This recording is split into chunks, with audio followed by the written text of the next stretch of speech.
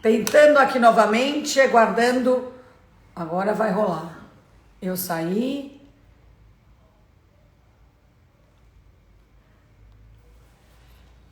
Oi, Vera. Ela já entrou, já pode tentar chamar. Já entrou, né? Tá aqui. A Thaís é super ponta firme.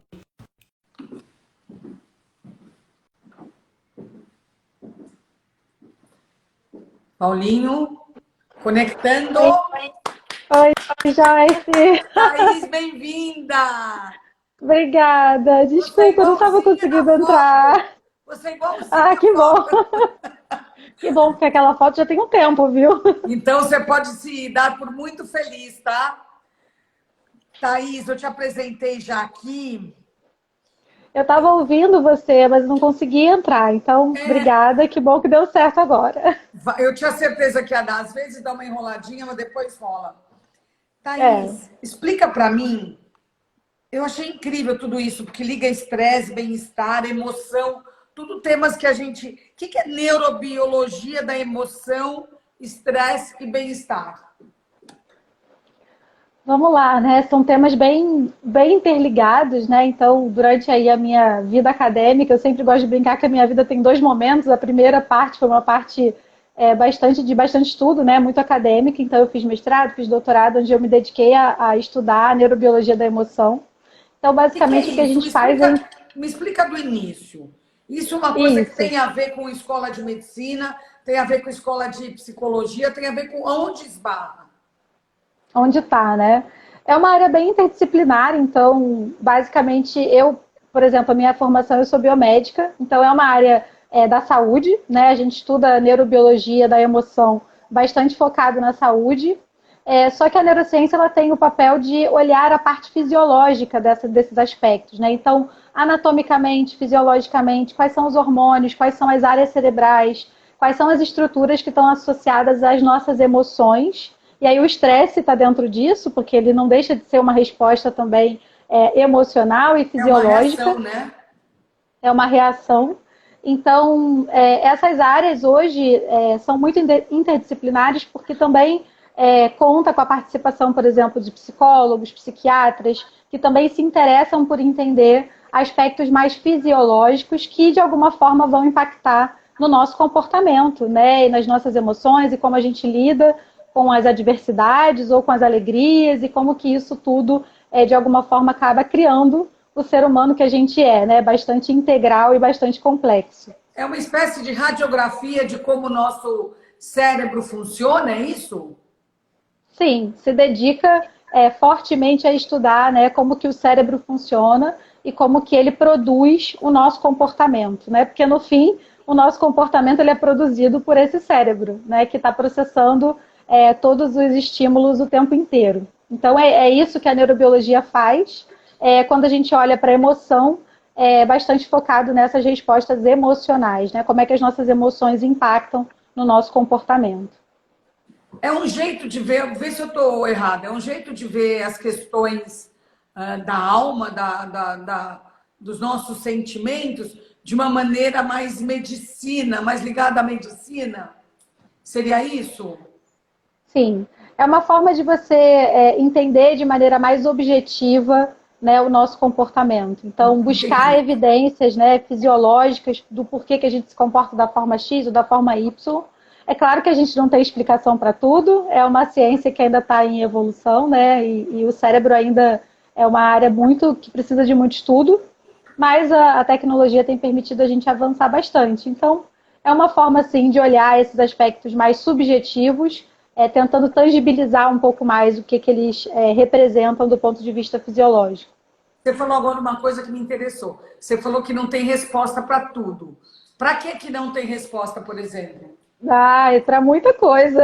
Tipo, A gente não tem resposta, por exemplo, ainda exata para dizer o que é consciência, por exemplo. Está aí um debate que é super quente nessa área, né? O que é consciência? Qual é o limite, por exemplo, né, do que é consciente e do que não é? É um aspecto que a gente não tem tanta resposta ainda, né? Questões associadas, por exemplo, à nossa intuição, né? Tem pessoas que relatam, por exemplo, coisas um pouco mais místicas, vamos dizer assim, e a gente não sabe explicar, e não dá para dizer nem que sim, nem que não, por exemplo, né?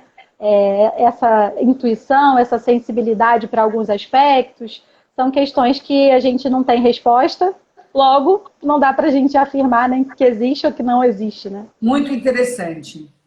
Bom, essa área é nova, né? E desconhecida para um monte de gente, inclusive para mim.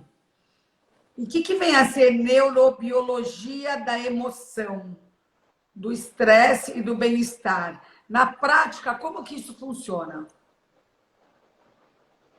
Olha, é um conjunto, na verdade, de áreas, né, que vão se dedicar, como eu falei, a estudar um pouco a fisiologia por trás dessas respostas comportamentais. Né? O que remete, por exemplo, à tristeza, à alegria, ao medo?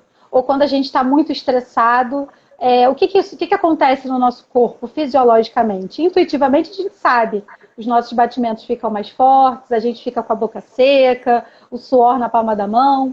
Então, essas áreas, elas mensuram essas respostas e correlacionam isso com outros aspectos, né? Por exemplo, com aspectos da nossa personalidade, ou aspectos do nosso ambiente, né? Olhando, por exemplo, para o ambiente de trabalho, como é que a gente pode identificar padrões dentro das organizações e por exemplo, correlacionar isso com respostas fisiológicas, né? Ou até mesmo comportamentais. Então, são áreas que se dedicam a estudar esses aspectos, como eu falei, de uma forma um pouco mais tangível e objetiva. Você se especializou mais no mundo corporativo, correto? Sim. Me explica Nos como últimos que é. anos, Me bastante. explica duas coisas.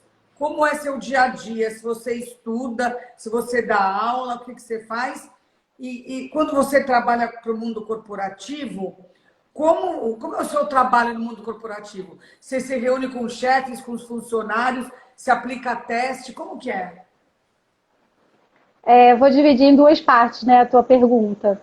Meu dia a dia é um dia de bastante estudo, sim, então eu estudo bastante, né, é um conhecimento que está sempre evoluindo, então a gente realmente não pode parar de buscar informação, se atualizar a respeito do que está acontecendo, né, as pesquisas estão sendo desenvolvidas aqui, lá fora, então é preciso estar o tempo todo olhando, verificando essas referências, se atualizando.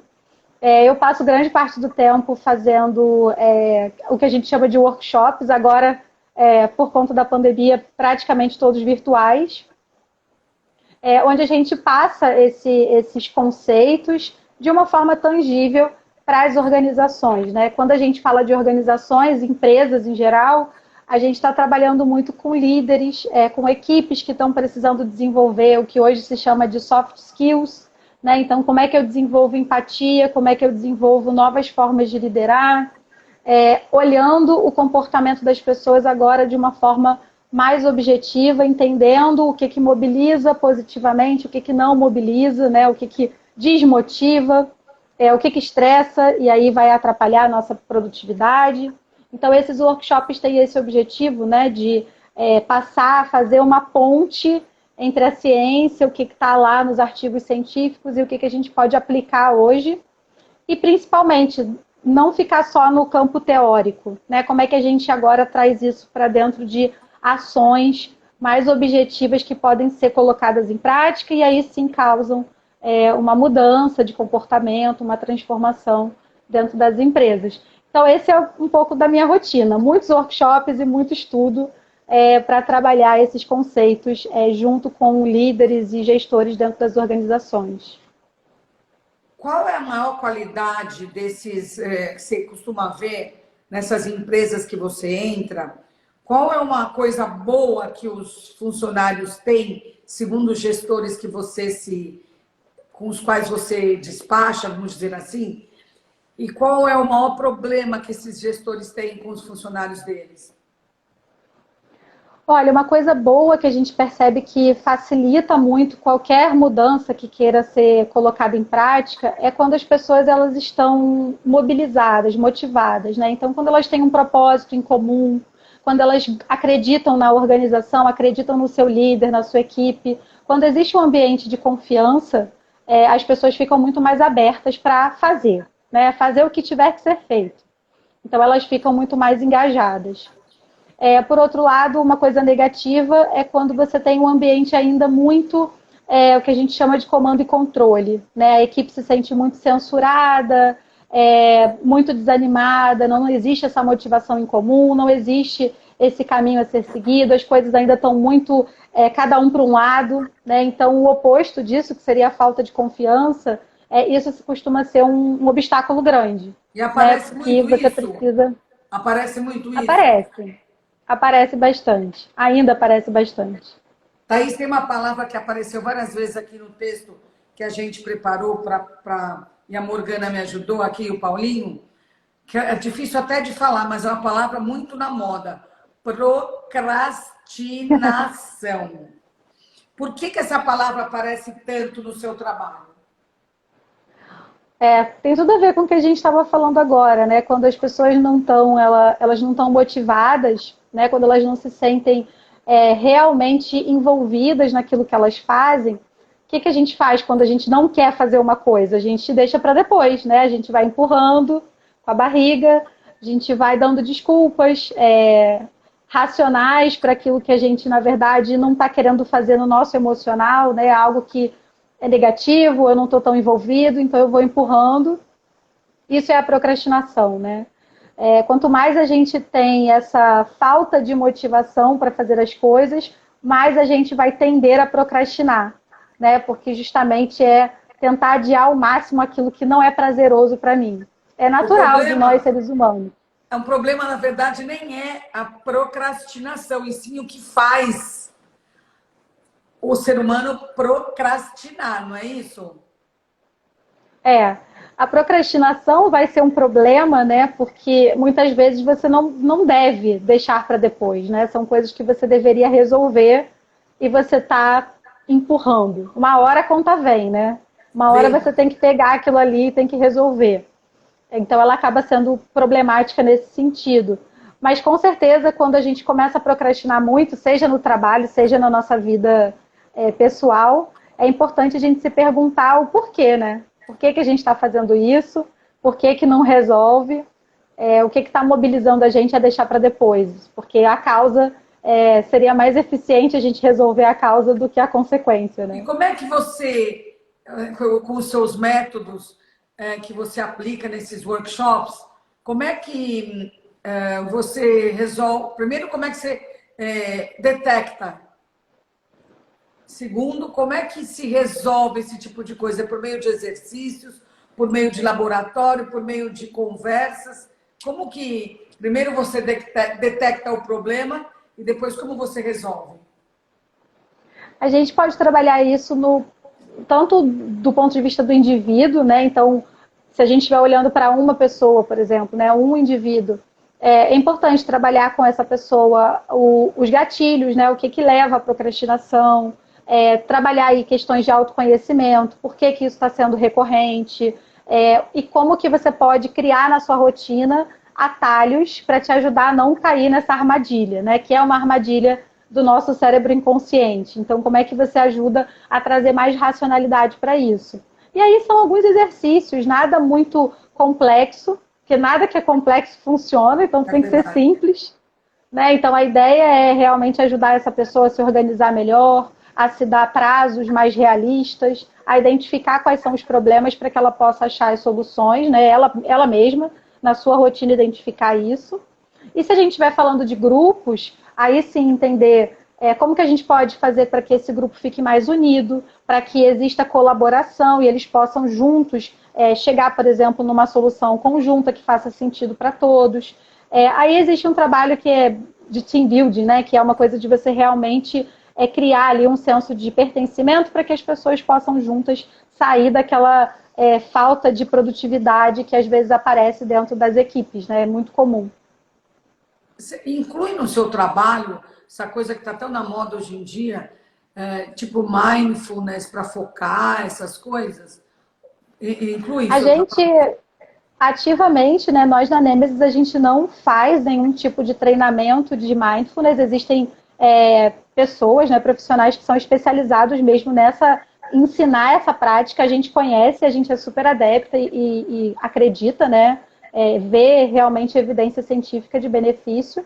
Mas existem outras práticas que a gente utiliza, né, como exercícios, que passam pelo mesmo princípio, né, que é você exercitar o seu foco, trabalhar, por exemplo, aspectos de respiração, que nada mais é do que uma forma de você acalmar o seu sistema, né, as suas emoções, para conseguir tomar melhores decisões. É muito O mindfulness interessante. é mais complexo do que isso, mas ele também passa por esse princípio, né? Fala alguma coisa aí para eu fazer, para eu ficar mais, para eu não procrastinar. Faz um exercício aí, um simplesinho. Fala para mim. O que você costuma procrastinar mais na sua vida, se você puder contar pra gente? Não, jornalista tem mania de procrastinar da seguinte maneira. Vamos supor, alguém encomenda um texto. Aí você só vai, encomendou um mês atrás. Você só vai fazer o texto na noite anterior. E aí aquela loucura, embora eu acredite que essa adrenalina nesse tipo de coisa, né, não é o trabalho que você está acostumada a falar nas empresas, mas para mim a procrastinação, isso pode até parecer que funciona, vamos dizer assim, que na hora de sair parece que você tira não sei de onde e vem uma luz assim. É um processo criativo, né? Isso, é diferente, né?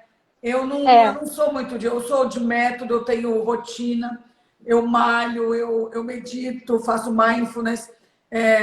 Eu sou bem Organizada. comportada, vamos dizer assim. Não, não sei se eu sou tão organizada, mas eu acredito em alguns métodos, em alguns enquadramentos. E como eu não sou muito enquadrada, esses enquadramentos me ajudam. Sim.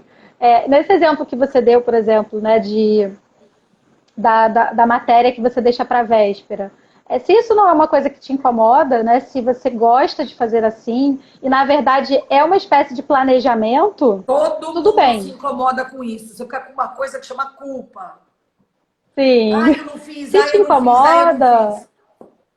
pois se te incomoda, vale a pena você buscar quebrar essa tarefa em pequenos pedaços, né? Então, com certeza, para você escrever uma matéria, eu imagino que você precisa pesquisar alguma coisa sobre isso, buscar outras referências. Então, talvez você possa criar pequenos marcos, né? Já Então, olha, gostei. até tal dia eu vou fazer a primeira busca. Eu não preciso escrever nada. Eu vou só fazer uma busca, né? Eu vou buscar as referências que eu preciso. E aí você se coloca um prazo para fazer isso, né? E aí você cumpre esse prazo. É legal quando você conseguir cumprir, você se dá também uma recompensa, né? O nosso cérebro gosta de recompensas. Que nem Então, cachorrinho, né? fez. Isso é um condicionamento. Nós reagimos de forma muito parecida. Então, se dá uma recompensa, seja o que for, pode O que ser seria uma recompensa? algo que você goste muito, né? Por exemplo, se você gosta muito de tomar, sei lá, um banho muito demorado, e você nunca faz isso porque você está sempre correndo. Nesse dia que você cumprir essa tarefa, vai lá e toma seu banho demorado como recompensa por você ter feito aquilo. Ou se Tô você quer comer um pedaço amando de esse chocolate. método. E não só Isso tô é uma forma amando, bacana. como acho que funciona, porque você está falando, eu estou aplicando na minha vida, né? Você falou de pesquisa. Eu posso também fazer umas 3 frases que vão meio que nortear o que eu vou escrever, né? Isso E aí. você escalonar esse problema, né? Dissecar o problema, pelo menos em algumas partes, Etapas. etapas, e essa história de se presentear, né? Sim. Nossa, achei muito Isso é legal uma isso. forma, isso é uma forma simples de você quebrar um pouco essa rotina, esse hábito de deixar para a véspera tudo. Porque aí tudo talvez fique muito pesaroso, você vai ficar muito tempo, às vezes você vai virar à noite fazendo isso. E se forem duas ao mesmo tempo, né? Na mesma semana, você vai virar 2 noites para conseguir terminar, e aí você começa a ter problema de saúde, né? Porque a gente não aguenta ficar desse jeito. Então, quebrar essas tarefas é uma forma de você ir se desacostumando a deixar tudo para a véspera, né? Não tem necessidade de ser assim. É uma coisa bem comportamental, né, Thaís? O seu trabalho. Bastante, bastante, bastante, 100% eu julgaria dizer. É muito interessante. E por que a gente procrastina? Existem alguns motivos, né? A motivação, como eu falei para você, um dos principais, né? O que faz a gente querer ou não querer fazer aquilo. Às vezes a gente não quer porque a gente não gosta da atividade, às vezes a gente gosta, mas a gente sabe que vai demorar. Então a gente fica meio que empurrando, porque a gente sabe que a gente vai ficar um tempão fazendo aquilo. Então a gente vai deixando para depois. E existem algumas pesquisas que mostram alterações no funcionamento do nosso cérebro, né? Então, pessoas, por exemplo, que têm o hábito de procrastinar, que fazem isso com muita frequência, existem alguns estudos que mostram que a região do cérebro que processa as emoções, os estímulos emocionais, ela acaba tendo um efeito muito maior do que a região que controla esse nosso comportamento, a nossa região de autocontrole. E aí é como se a gente ficasse sensível a tudo.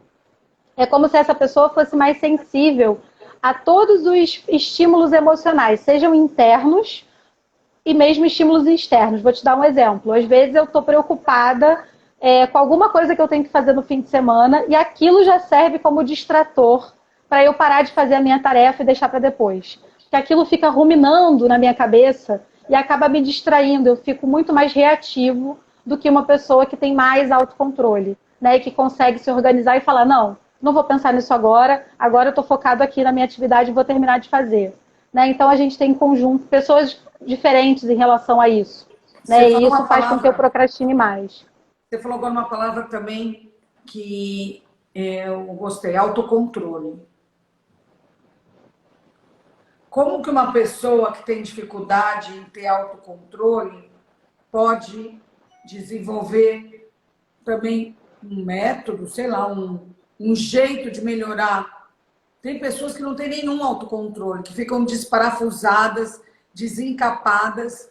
E se você fosse falar comigo antes de eu te conhecer, eu ia falar, não, você tem que ir para terapia. O que você tem para me dizer?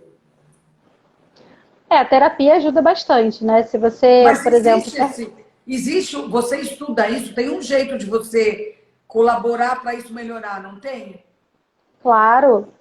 Autocontrole, assim como o autoconhecimento, assim como não procrastinar, podem ser habilidades, né? Habilidades que você desenvolve. O nosso cérebro ele não é estático, né? Ele não é você nasceu assim, você vai ficar para sempre assim. Você pode aprender coisas novas. A gente aprende o tempo todo, né? A gente aprende idioma, a gente aprende habilidades técnicas, a gente também pode aprender habilidades comportamentais. Só que elas demoram um pouco mais. Você precisa praticar muito. Geralmente são ferramentas, né, e exercícios de autorreflexão. Você precisa parar, pensar o que você fez no seu dia, como é que você se sentiu, o que foi que te tirou do seu planejamento, por que você se sentiu estressado, ansioso. E, assim, a forma mais simples de você desenvolver isso, principalmente o autocontrole, o primeiro passo é você se conhecer. Tem que fazer um diário, anotar, né, todos os dias de preferência, como é que foi teu dia, como é que você se sentiu, se teve alguma situação em que você perdeu a cabeça, ficou mais impulsivo, para você ir mapeando as causas. Identificou as causas, agora é hora de pensar em como mitigar essas causas. Um exemplo bobo, né? Eu, por exemplo, fico bastante ansiosa toda vez que eu preciso fazer uma apresentação nova. Então, eu me preparo com antecedência para não ficar estressada. Né? Eu sei que se eu deixar tudo para a véspera, ao oposto de você, se eu deixar para a véspera, eu fico uma pilha de nervos. Então, eu não deixo nada para a véspera, que é para eu não viver aquela situação de ficar uma pilha de nervos. Aquela eu só angústia, deixo isso acontecer, aquela angústia. Aquilo, para mim, é nocivo. Então, eu aprendi que para mim não funciona dessa forma e por isso eu preciso ter tempo para fazer as coisas com calma, para eu ficar tranquila na véspera. Na véspera eu tenho que estar com tudo em cima, não posso estar com nada pendente. Né? Mas eu funciono assim. Tem pessoas que funcionam de outra forma. E tudo bem. Você consegue perceber como as pessoas que você está ajudando em um workshop, você consegue perceber como elas funcionam? Sim, o mais interessante é dar a elas as ferramentas para que elas aprendam, né? Como elas funcionam. Então, elas vão fazendo uma jornada, né? Pouco a pouco, elas vão percebendo. Eu percebi isso, eu fiz o exercício e agora eu notei que isso aqui é um problema para mim. Agora eu percebi que isso é uma questão. E aí, a partir disso, ela vai criando estratégias. Não tem uma receita de bolo. Cada indivíduo acaba criando as suas próprias ferramentas, né? Claro que existe ali um conjunto de dicas que a gente pode oferecer momentaneamente, mas ele vai aos poucos percebendo, o problema é esse aqui. Então agora eu aprendi que sempre antes da reunião eu vou, sei lá, tomar um sorvete, tomar um café para não ficar estressado. Ou eu aprendi que eu vou conversar com um amigo, vou ligar para o meu filho antes de fazer alguma coisa muito estressante. Cada um vai achando a sua válvula de escape, né? Nossa, Thaís, eu estou amando essa conversa. É um mundo Que totalmente bom. novo para mim, apesar da gente viver essas questões, né? E saber que existe, sei lá, algumas ferramentas, né? Tipo, que eu sabia que existia, mindfulness, terapia, um monte de coisa. Eu não sabia que tinha essa como chama? Neurociência. Neurociência, né? E tô achando muito, muito interessante.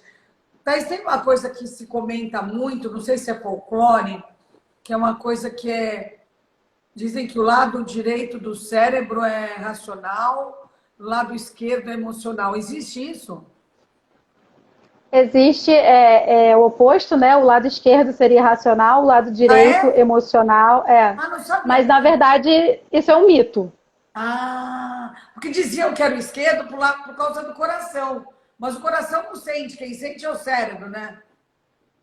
Quem sente é o cérebro. O coração responde, reage a esses sentimentos. Você sabe que quando eu estava ainda na faculdade, tinham professores que davam aula de fisiologia do sistema cardiovascular, outros que davam de neurociência, e eles brigavam com relação a isso, né? Quem está no controle? É o coração, é o cérebro? Claro que o cérebro é responsável por tudo que a gente né? É ele que processa todos os sentimentos, as nossas memórias, até as coisas que ficam ali reverberando, é ele que está processando. O coração responde a tudo isso, né? Reage a tudo isso, literalmente. Então, são ambos órgãos muito importantes. Mas sobre o mito do lado esquerdo e direito, né? O lado esquerdo seria o lado racional, o lado direito seria o lado emocional. É um mito, na verdade, não existe nenhuma evidência de que os lados tomem partido de coisas distintas. A gente precisa de todos os lados do cérebro para processar tanto emoções quanto aspectos racionais, né? Não existe essa divisão, é puramente... É um mito, né? Tem vários mitos da neurociência. Thaís, tem uma coisa que parece que briga dentro da gente, né? De grande parte dos seres humanos, que é isso que a gente está falando. O racional e o emocional. Que ferramentas tem, que exercício tem, que a gente tem que fazer para equilibrar isso um pouco mais? Por exemplo, tem gente que é muito emocional e chora quando não é para chorar, sabe? Quando não é que não é para chorar, mas não é uma situação em que as outras pessoas chorariam, né? Tipo eu. Eu cansei de chorar em situações que eu preferia não ter chorado. Então, tem pessoas mais emocionais. Eu também sou muito racional. Então, eu acho que eu até sou mais ou menos equilibrada. Mas tem pessoas que são muito racionais e, para quem está perto, é difícil, porque parece que a pessoa não tem coração. Fala um pouco sobre isso. Bom, vamos lá. Primeiro, o que é emoção, né? Porque, do ponto de vista aqui da neurociência, emoção é muito mais do que essa expressão de sentimentos. Emoção é tudo aquilo que mobiliza a gente, mobiliza o nosso comportamento, seja para o positivo, seja para o negativo, né? Então, a gente tende a colocar a emoção numa caixinha de coisas que, na verdade, estão mais associadas ao que a gente chama de sentimentos, né? Mas a emoção é tudo. Quando eu saio, por exemplo, para... Agora menos, né? A gente quase não está saindo. Mas quando eu saio para comprar, por exemplo, eu vou na rua porque eu preciso comprar uma coisa para minha casa, né? Preciso de um equipamento qualquer, um liquidificador. E aí eu volto com o liquidificador, com uma bolsa, com um sapato e com um vestido novo. Isso são mulheres. Esse processo, ele é um processo racional? algumas pessoas vão dizer que sim. Ah, não, mas a pessoa precisava de tudo isso. Mas, na verdade, ela saiu para fazer uma coisa bem específica e ela voltou com outras coisas. Então, essa decisão, ela não é uma decisão racional. Não. Ela também está sendo mobilizada pelas emoções, né? Não significa que essa pessoa não tenha autocontrole, né? Aí você falou do choro. Está muito mais relacionado com a nossa habilidade de controlar, equilibrar essas emoções. Puxa, não é o momento de chorar, né? Não é o momento de me descabelar aqui e agora. Às vezes a gente consegue, às vezes não. Porque as emoções são fortes. Mesmo com essa neurociência toda, a gente continua sendo humano, né? Exatamente. E a racionalidade, ela é muito... A gente sempre, nos nossos workshops, a gente fala, somos seres racionais, mas não é só isso. Né? Isso é uma parte, é uma pequena parte. Hoje tem uma estimativa de que só 5% de tudo que o nosso cérebro é capaz de fazer é racional. Os outros 95% são emocionais, inconscientes. Então, olha quanta coisa a gente faz que a gente não está racionalizando. Aqui a Roberta está falando que foi comprar um doce ontem e voltou com um conjunto de panelas. Exatamente. Bom, eu isso. acho esse um dos encantos de ser mulher, né? Eu acho que é uma coisa mais feminina isso, não é?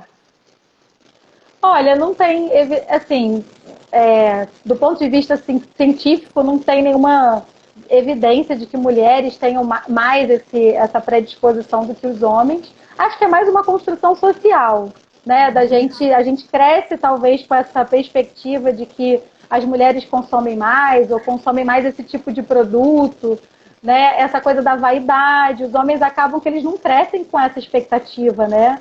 Da vaidade, dos acessórios. Então eles acabam ficando ali a gente brinca com o feijão com arroz, né? Vai comprar calça, sapato, blusa, acabou, não tem muito mais o que comprar.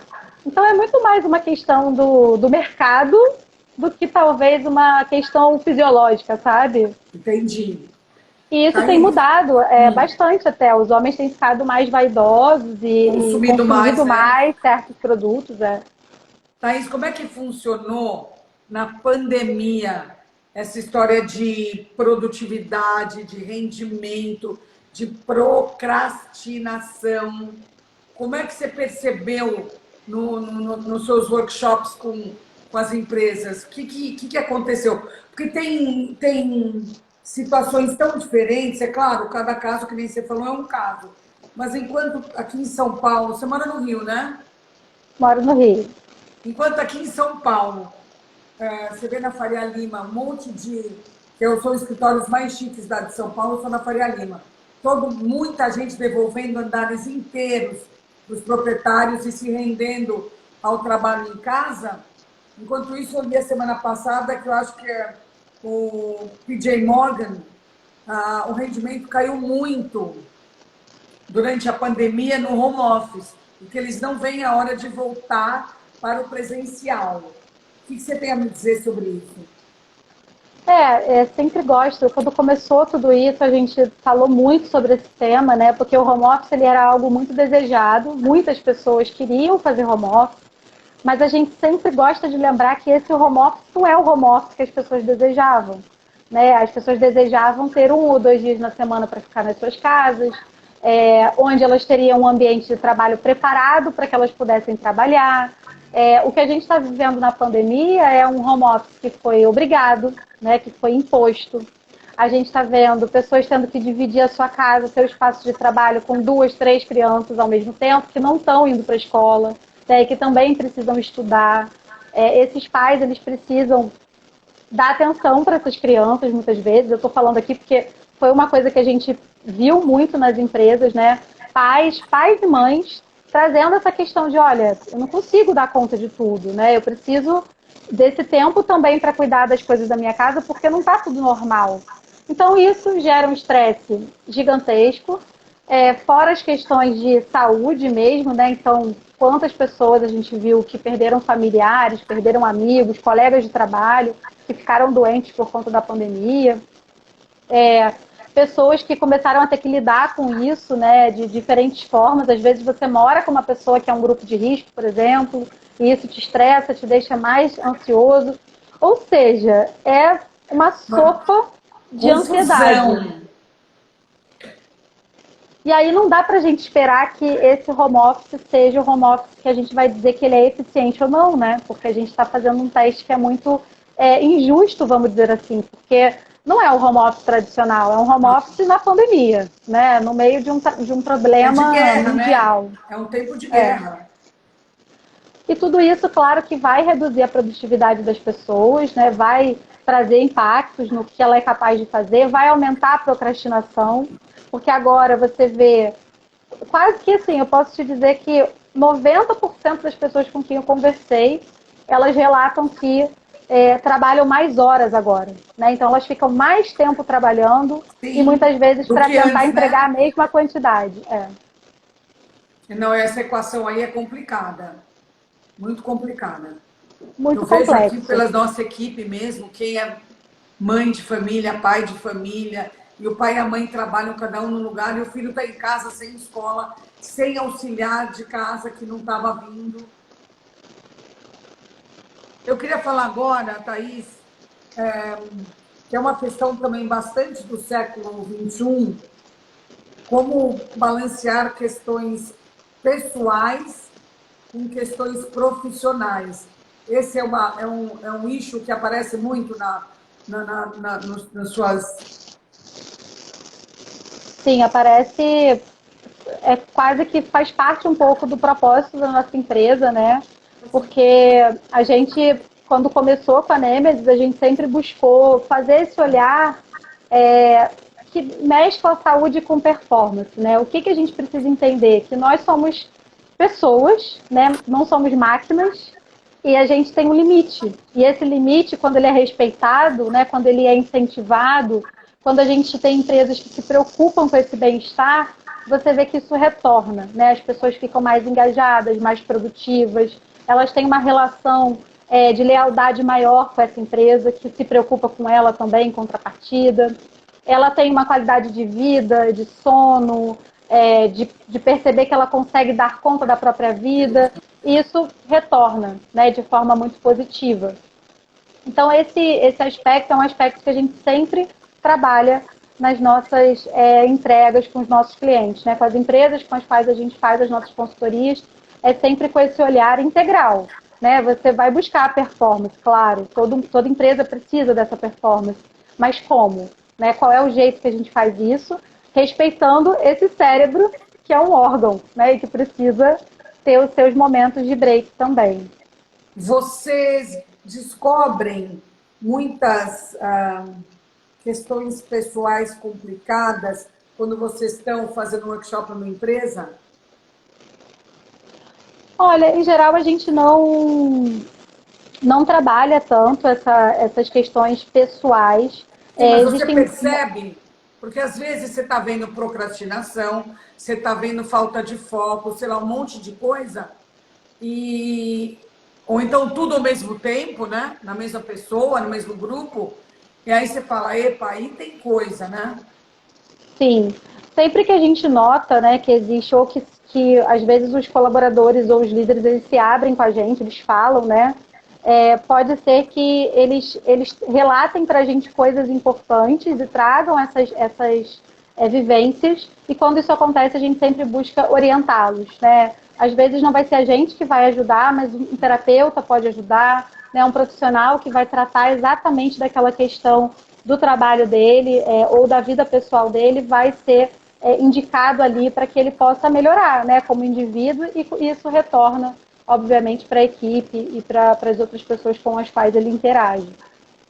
Você costuma trabalhar mais com grandes empresas, grandes organizações ou empresas menores?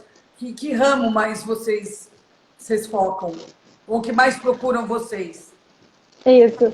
A gente não tem um limite, né? A gente vai olhar para o cliente que vier procurar a gente, mas, em geral, os clientes que procuram a gente são empresas maiores, né? Empresas de maior porte, que já têm um olhar, ou estão começando, né, buscar esse cuidado com as pessoas, ou que já estão nessa caminhada e aí realmente resolvem apostar numa inovação, né, fazer algo que seja diferenciado, e isso traz uma série de benefícios ali para aquela empresa, porque ela busca sensibilizar esse colaborador de uma forma diferente agora com a neurociência, né? Às vezes essa coisa de trazer a ciência para dentro é muito positivo, porque alguns colaboradores são um pouco céticos, né, em relação a isso.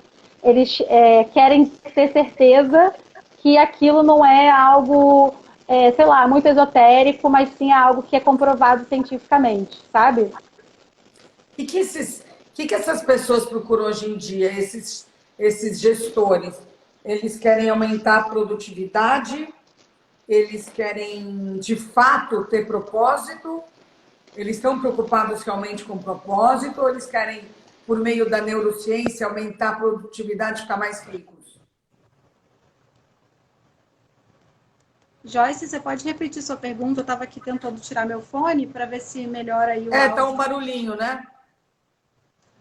Me fala se melhorou, tá bom? Melhorou, né? Melhorou. Eu não uso fone.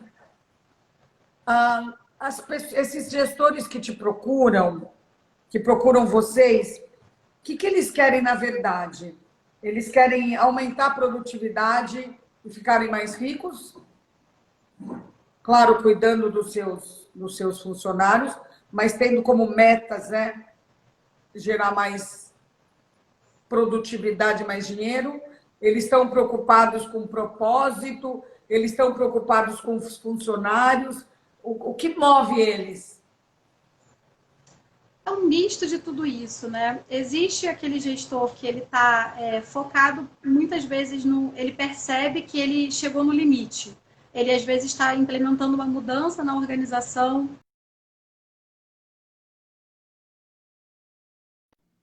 Travou, né?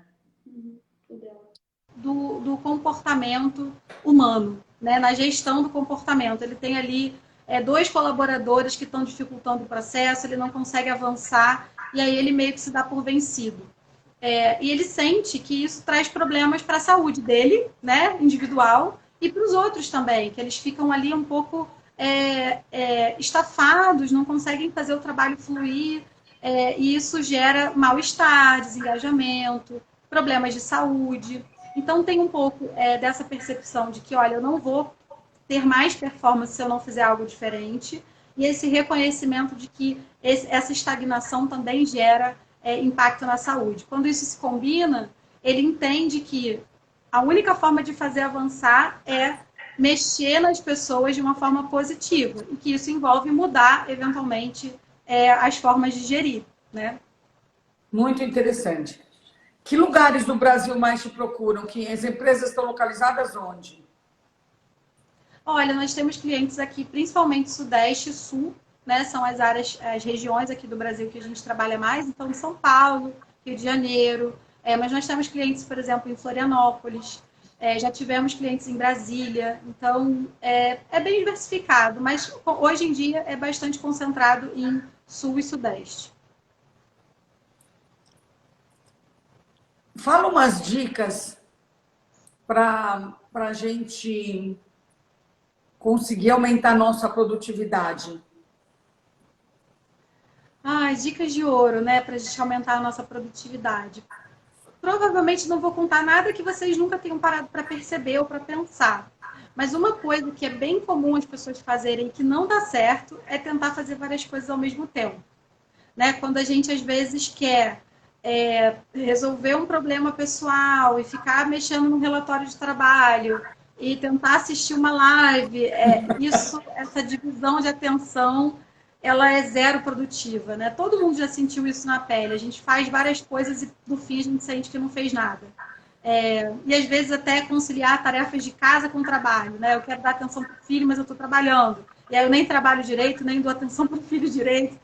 E isso isso causa um estresse muito grande, porque a gente não percebe que o dia passa, você não conclui nada direito e você fica com a sensação de baixa produtividade. Então, uma dica que eu sempre dou, sempre, 100% das vezes é, olha, a gente não consegue prestar atenção em várias coisas ao mesmo tempo. A gente só presta atenção em uma coisa por vez. Então, escolhe o que você vai fazer. Bota lá na sua agenda, nesses 15 minutos eu vou resolver esse problema aqui. E foca, né? Foca 15 minutos nisso. Acabou, passa para o próximo. E assim você vai completando as suas atividades. Nos dias de hoje é muito difícil isso, porque essa história de hiperconectividade, né? A gente...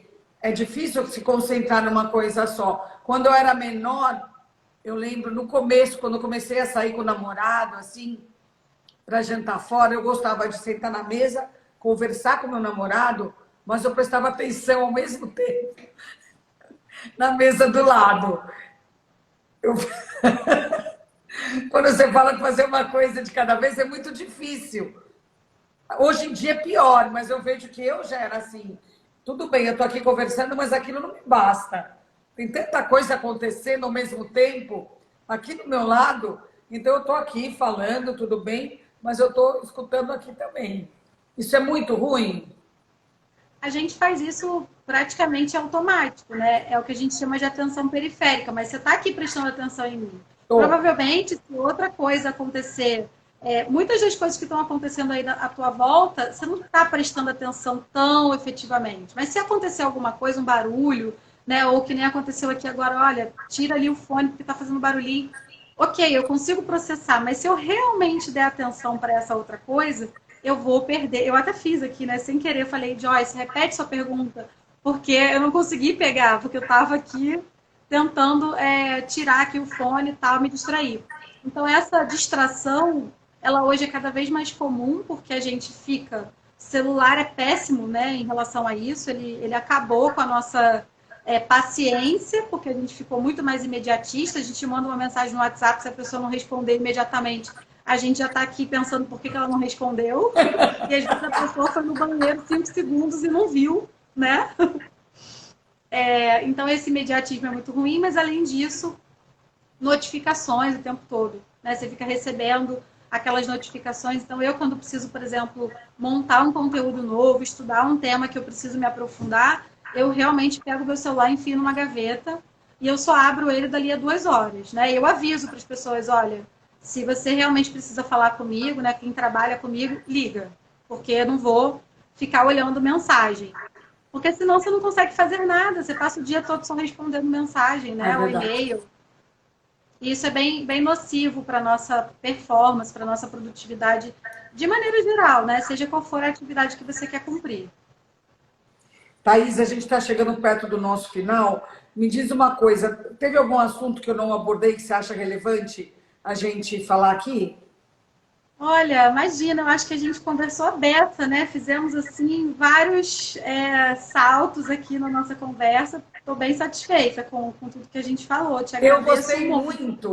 Eu gostei muito. Eu adoro quando eu converso com alguém que eu tenho real curiosidade, que eu começo a ver o currículo da pessoa e aí eu realmente não entendo nem o que aquilo quer dizer, que estudo é esse. Aí eu gosto, porque aí eu presto mais atenção, né? E parece que rende mais, porque eu também quero saber, né? Então, eu queria te agradecer, foi muito bacana. É um mundo muito dinâmico, muito novo e muito necessário. Parabéns pelo seu trabalho e muito obrigada. Muito obrigada também, Joyce. Foi um prazer te conhecer, o papo foi ótimo. E obrigada mesmo pelo convite. Espero que a gente se encontre em breve em outros Estaremos conectadas agora. Sim. Tchau, Thaís. Obrigada, viu? Tchau, e tchau para todo mundo que ouviu a gente. Adorei. Eles gostaram, viu? Que bom. Tchau, tchau. Boa Beijo. noite. Boa noite.